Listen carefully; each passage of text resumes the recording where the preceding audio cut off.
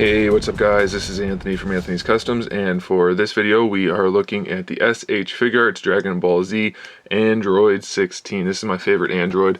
Here's a quick look at the packaging. Standard SH Figuarts. Black with kind of like a pale lime green almost. Kind of a cool looking package. Definitely displayable if you wanted to keep the figure inside the package. Definitely hang on to the package though, that way you can keep your spare parts readily accessible if you need them. So here he is, and I'm going to say right off the bat, he is not a disappointment. He's not 100% perfect, but I'm pretty darn happy with this guy. Very pleased with him overall. He stands about 6 3/4, almost 7 inches tall at the top of his hair. It's about 17.5 centimeters for those that prefer centimeters, and he comes with a few accessories. So first of all, we just have the plain standard face that comes on him, and then we have the two standard fist hands. We only have 2 alternate hands, but he didn't have that much variety in the show, so this is sufficient. They do have the sculpted fingernails and the little sculpted sleeve ends on there, so that looks pretty good. We have an alternate face, which is the yelling face, so you can just pop that hair off. It just pegs right on the top, so just pop the hair off. And then we have a kind of a smirky face, which is pretty good. I really like the way they did the eyes on there. It looks nice, and they did a good job with that. And then we have the damaged head with its own hair. So that's not really, the hair doesn't come off on that one. So you just swap the whole thing out, and it's got the lines on there to look just like it did in the anime or the manga, so that's pretty cool. And then they did a nice job sculpting the inside, so I really like that one also. I don't know how often I would actually use it in a display just because I don't want it to look all beat up, but it's a nice piece nonetheless. That's it for accessories, but I think that's okay because the only thing he really could have had was maybe like a little bird accessory. If you watch the show, then you know what I'm talking about. That would have been a nice touch. Not necessary though, so I think it's sufficient.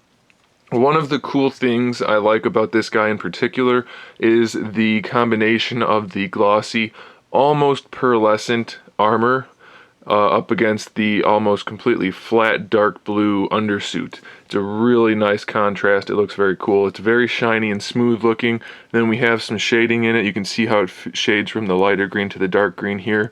It's like that throughout. It's very subtle, but it definitely looks good, and it makes the figure really come to life. You can see it a little bit more easily on the back there, the shading in the seam, than around here. It looks very, very nice. And then we have the red Army, Red Ribbon. Wow, I total brain fart there. The Red Ribbon Army logo on his chest, which is well done.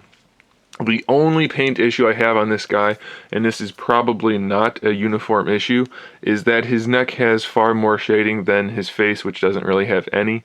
So it kind of stands out. I don't know how obvious it is in the video. It's not that bad in real life, so it's not a big deal.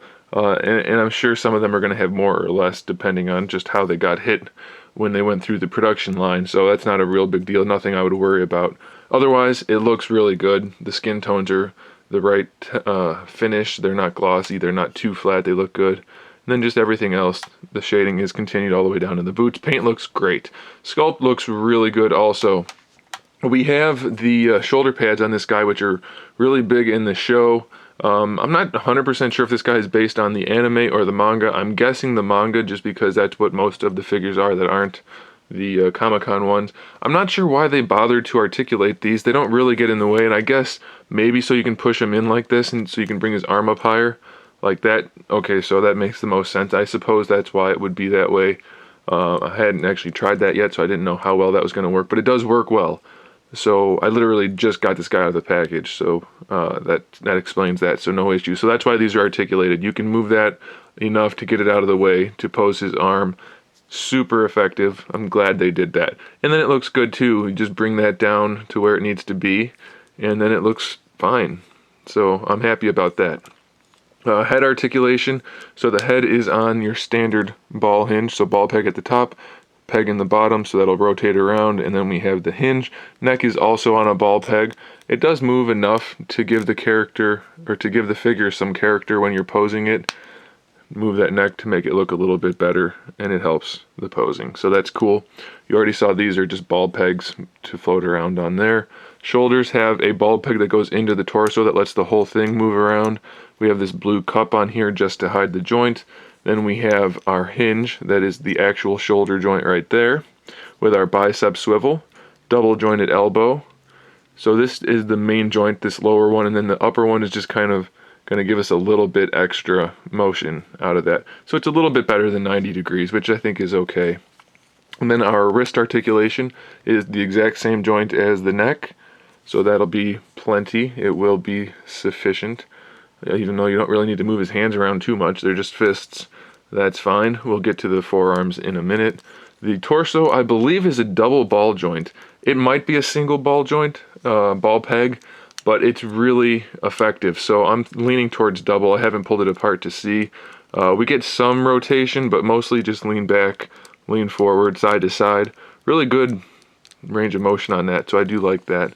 Then each of these armor plates, his skirt armor, are hinged.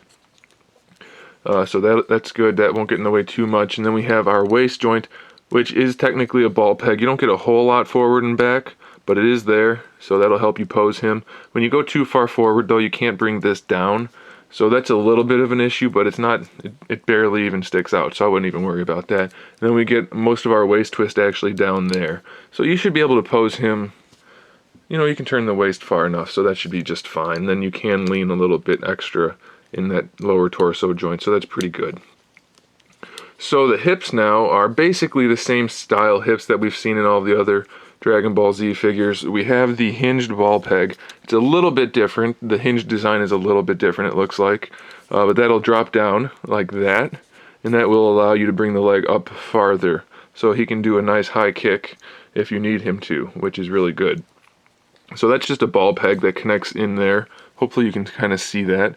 So the thigh cup is this piece up here. That'll move around on that ball peg, and then we can also rotate the thigh around that as well to give us our thigh swivel. And the only limitation really on this leg is that they don't go too far out to the side. So you're not going to do too many side kicks. That's really about the range of motion you're going to get. So that's a little disappointing. It's not a huge deal by any means, but it is a little bit limited there. So forward, no problem at all. To the side, I wouldn't call it a problem, but it is going to be limited, and it's going to take a little finagling to make it look the way you want it to, because directly out to the side, you're only going to get about 45 degrees. The knee joint might be the best knee joint on any import figure that I own. I love this knee joint. It's almost perfect. If it didn't have this little gap up here, it would be great. It doesn't look unnatural. It fills the gaps properly. Everything about it fits the way it should. It's a really well designed knee joint. The knee doesn't look like stretched out or elongated, nothing. It just looks absolutely perfect the way it should. He's a little thick, so we don't get the greatest range of motion in the bend, but that's just the way it goes for having a thicker character. So I am more than content with that knee joint. It looks perfect when they're straight. It looks really good bent. Can't complain about that at all. The ankle joint is a double ball peg. We have a larger ball peg in the top and then a tiny ball peg. Please don't break. Please don't break. In the bottom. Okay, it's not going to pop off. It popped off earlier. It's a very tiny ball peg in the bottom, so do be careful with that, but it will give you your ankle rocker, which is actually fairly effective. It doesn't have the greatest range of motion forward and back, so that's a little bit problematic, but you should be okay posing him. And then he does have a toe joint, so you can hinge that toe up, focus camera, which should be effective enough. So the ankle could be a little bit better, the hips could be a little bit better, but definitely a really nice design for this guy. I do really like this figure, and I recommend him 100%. A lot of you are probably curious, if you haven't seen already, how he stacks up to the other androids, the twins. I'm doing a video for all of the Dragon Ball Z figures. It should be the day after this one. I think this one will be going live on Friday, so Saturday will be the Dragon Ball Z collection / comparative video. So you'll see that there. In the meantime, you can see that there, that the sizing and scaling is pretty much right. You know, it changes in the manga and the anime all the time, so there is a little bit inconsistency there. And then the one last feature for this guy that I want to show is that he's got his little forearm cannons. You just pop the arms off, which do connect rather nicely, I have to say. I'm glad those aren't too loose, and you've got his forearms that come off and you can pose him like that, which really shouldn't be a surprise. I mean, they've showed him like this in just about every one of the batches of photos that they posted when he was in production, so that's cool. But they did a good job with that. The arms connect nicely. Really pleased with this figure on a whole. Very well done. He's probably in the running, and I know it's fairly early in the year yet, but he's not probably, he's definitely in the running for one of the top figures of the year. At this point, he is definitely up there. Very well done figure. I recommend him 100% if you're a Dragon Ball Z fan. Even if you're not, this guy's a pretty darn good figure, so I do think you guys should check him out. There it is, guys. Make sure you check out Big Bad Toy Store. That's where I got mine. He should still be in stock, so pick him up if you can before he sells out. You know, these things skyrocket once they do sell out, so check out Big Bad Toy Store. Link in the description below. Make sure you subscribe to the channel so you can see my upcoming figure reviews, custom figures, and other good stuff. And make sure you give this video a thumbs up if you liked it. That does help me, and I do appreciate it, so thanks for that, guys. So check out this Dragon Ball Z video that's coming up tomorrow after this review. And in the meantime, keep collecting.